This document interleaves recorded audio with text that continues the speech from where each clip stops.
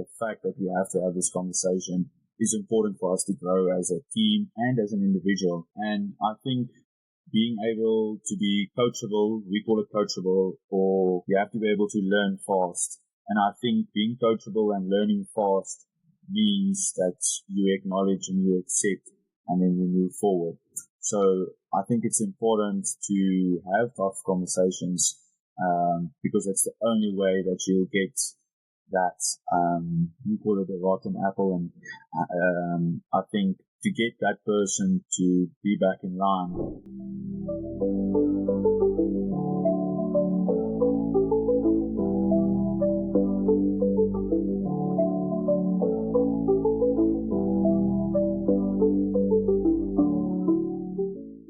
Cool. All right. Welcome back to the Scrums.com FinTech Arena. This is the ultimate podcast for FinTech leaders eager to stay at the forefront of industry trends.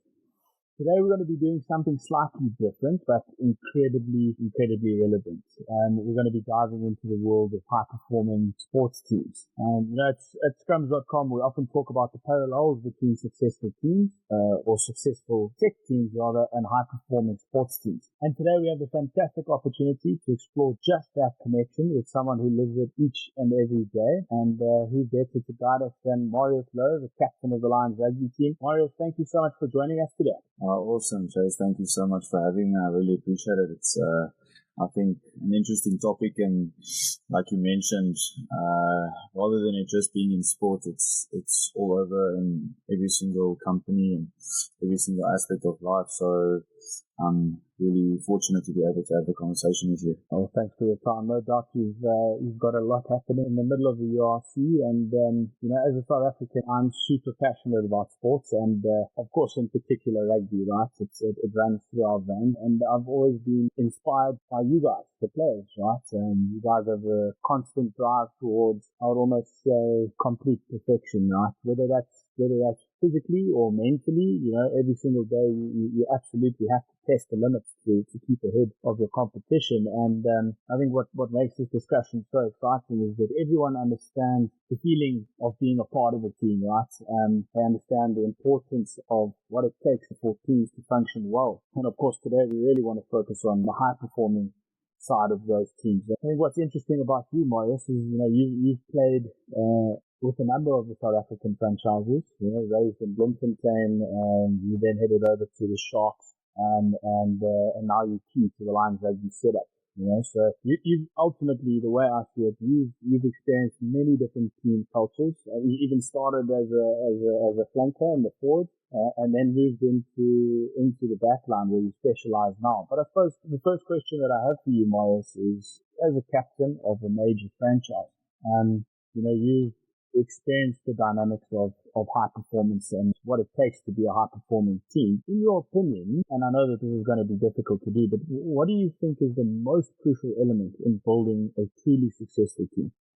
Yeah, that is a very tough question because there's actually so many aspects, and I think each team tries to find the key towards cohesion. And I think that's when I just got to the Lions. It's something we spoke about. There were a lot of guys that came in, and at that stage, the Lions, we weren't winning a lot, and so we spoke about cohesion a lot, and we tried to get to a point where how do you build that cohesion? And I think in like many other teams, many other companies, you have a strat meeting where you sit down and you get alignment from top to bottom to make sure that everyone goes towards the same direction, whether it be on and off the field with the way you do things. And I think there's a good analogy around that as to how can you make the boat go faster, and it comes from a rowing team that was underestimated and underrated, and then how were they going to do things in the boat and off the boat to make sure that they can make the boat go faster. And each team comes up with what they identify themselves as, the DNA. We call it our DNA. What is our DNA that we want to bring apart and everyone collectively buying into. And that's why you have a strat meeting to get everyone aligned and finding out the DNA that makes this team and what other people see from the outside. So for us at the Lions, we mentioned three things. So the Lions as a whole has a brand of rugby, and the brand needs to be exploited through your DNA. And our DNA is to be tough, and being tough doesn't mean just being tough on the field. And we also realize and recognize that Johannesburg is a tough environment, and the people work hard. Coming from Durban, you can actually see the hustle that actually goes on and around, in and around Joburg. So we speak a lot about toughness.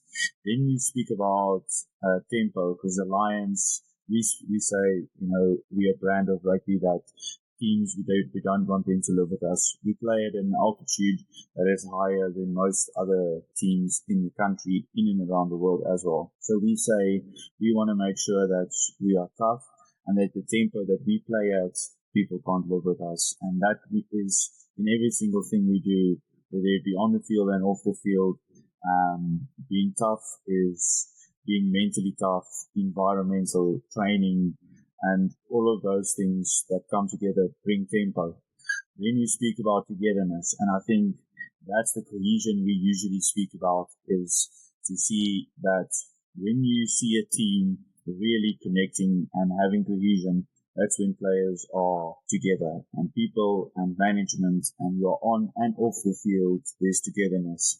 So we call it triple T's, tough, tempo, and togetherness. And we rely on our DNA, and everything we do is centered around our DNA to make sure that we have cohesion, to have it on the field and off the field. And that's what we have at the Lions. And I think it goes obviously much deeper than that, but I think there will be some more things that I'll answer around the questions that will probably come through. Amazing, Marius. Thank you. I like that. The DNA and the triple T's. Absolutely. I think something that we could all use in business and in life. So thank you for sharing that. Yeah. And it sort of reminds me of,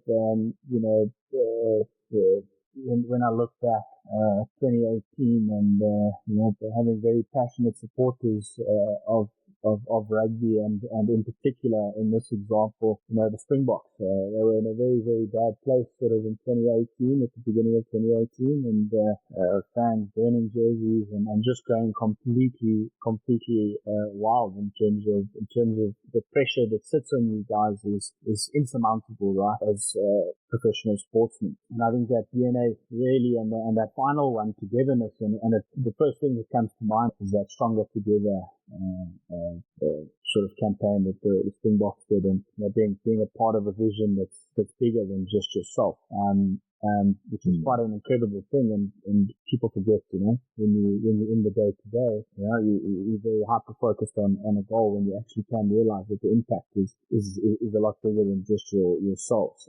Which leads me to remaining focused, right? You have all of these distractions, people writing news articles about you, might be saying good things, sometimes saying terrible things. As an individual within a team, how do you remain focused on your goals with all of these distractions? Yeah, I think that's a tough one, and that's always been a topic in and around how to block out white noise from the outside to be able to focus on what you've been doing. And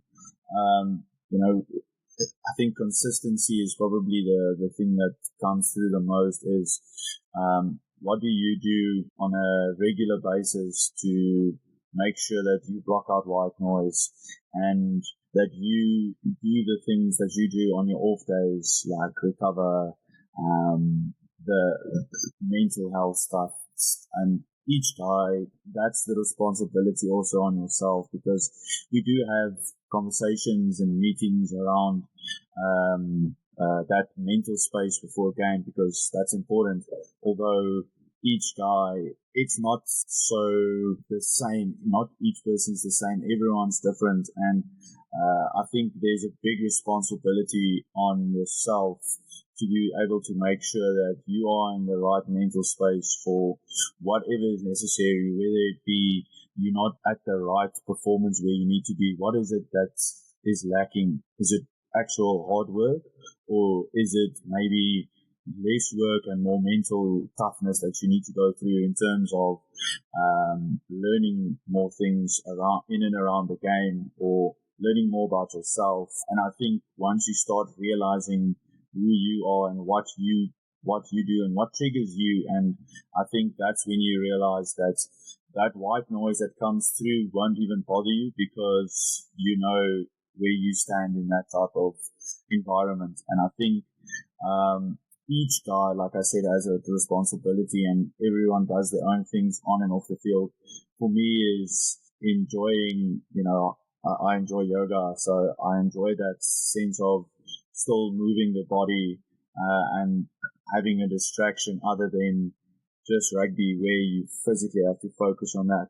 And other than yoga, it's breathwork, because with breathwork, it's you being so in the moment, cold plunging. I think all of those things all together is a way to bring you more in the moment, because you tend to, when you read something that isn't good about you, you tend to be distracted and takes you away from what is really the most important thing. So consistently doing those little things to make sure you block out white noise, and you will be exposed to it.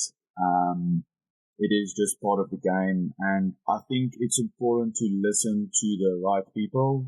So that be the coaches, your teammates, and your family. If you listen to those people, those are really the people that actually care about you as a person, and that's where you can actually take feedback from.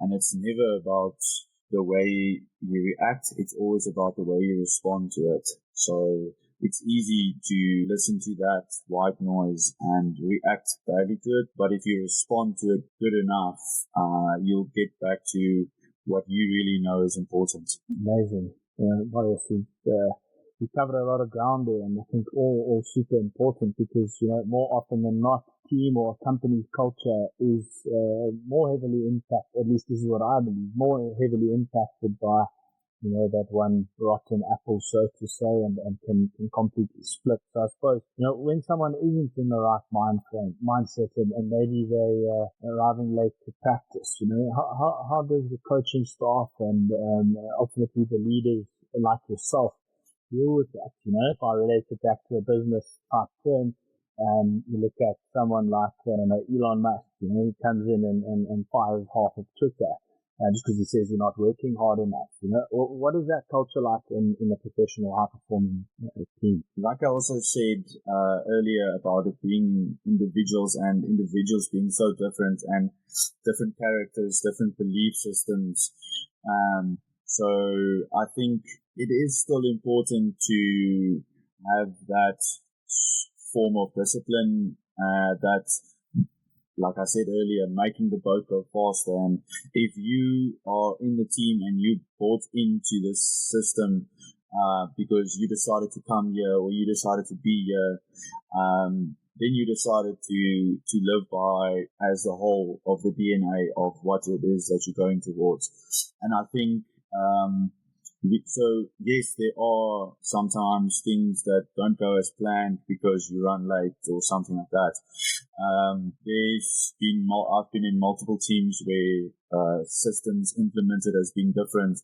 So usually I think people tend to respond the best when there's money involved. So whether you miss a physio appointment, or you miss a rehab session, or or you're late for a session, I think it is definitely different.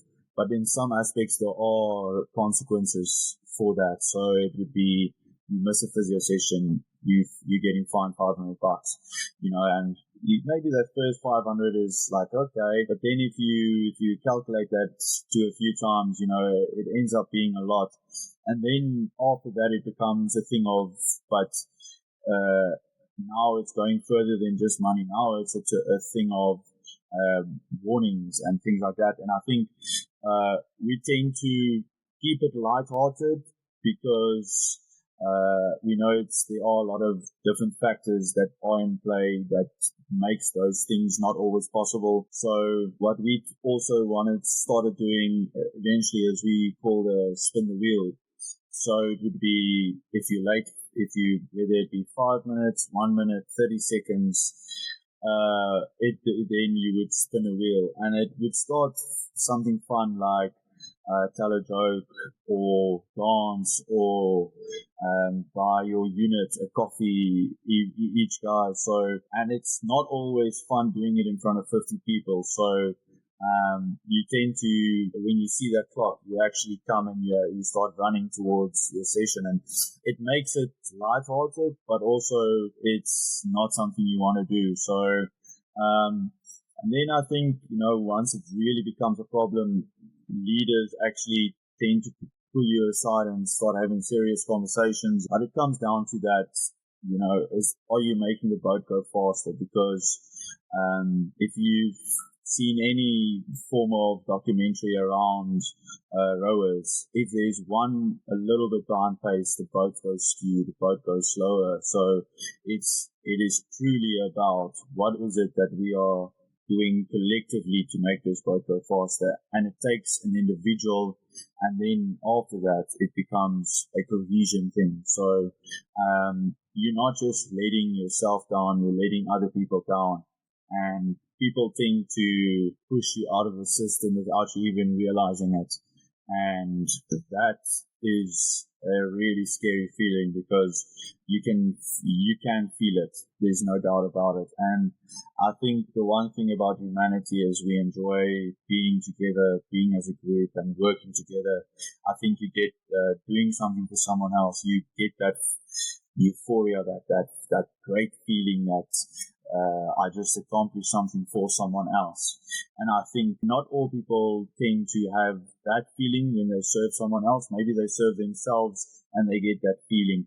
And I think it's about realizing how to work with different people because we are so much different in all aspects of life. So it's about, I think, how do you communicate to certain people? Because I can speak to someone in a very high, swearing, toning voice, and they would react or respond very well, and someone else would completely shut off and not speak to you again. So I think it's important to start realizing how to communicate with different people, and I think that's when you start getting people to buy in, is when you speak their language. I love that spin the wheel aspect. I think we might implement something there. I think there is absolutely, I think, a little bit of fun and naturally a progression to difficult discussions with leadership. But it's always difficult to try and find some sort of light punishment that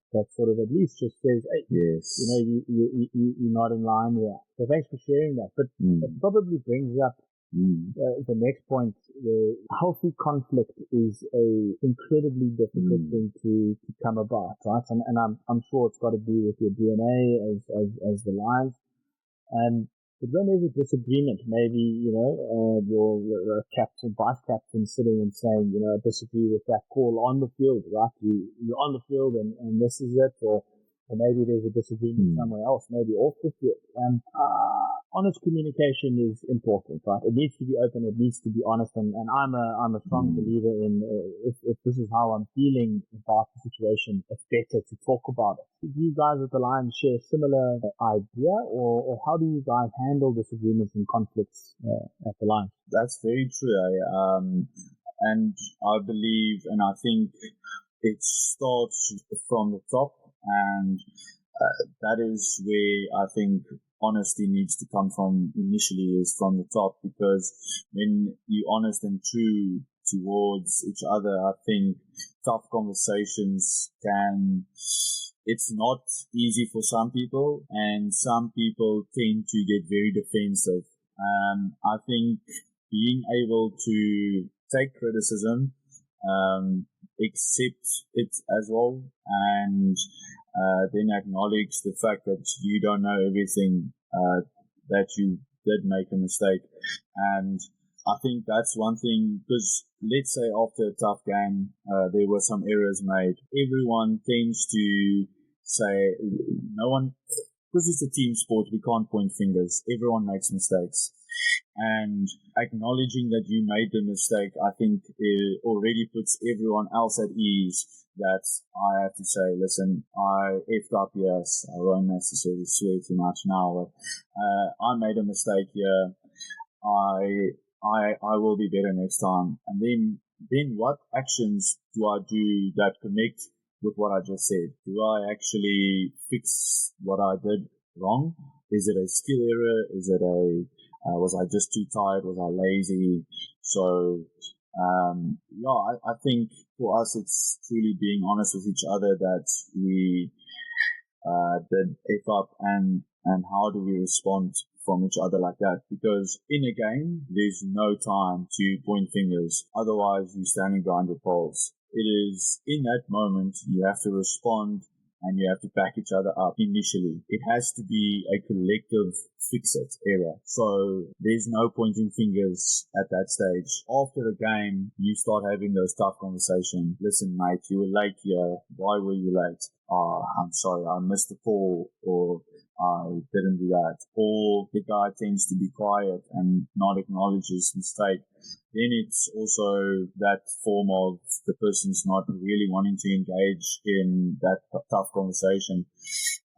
But I think tough conversations is always necessary, because it really builds growth. And you can, for me, having a tough conversation is I can truly feel it here in my chest. I can feel this isn't a nice conversation, but I know that the fact that we have to have this conversation is important for us to grow as a team and as an individual. And I think being able to be coachable, we call it coachable, or you have to be able to learn fast. And I think being coachable and learning fast means that you acknowledge and you accept, and then you move forward.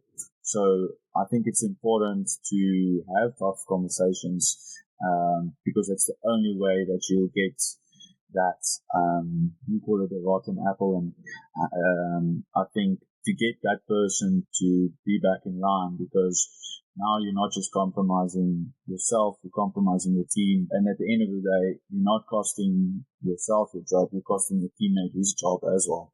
So it is a tough thing to do, but honesty is truly so important at this level, because there's no other way around it. Brilliant. And Marius, you've taken us through a lot of concepts, ideas, and once again, referring back to that DNA.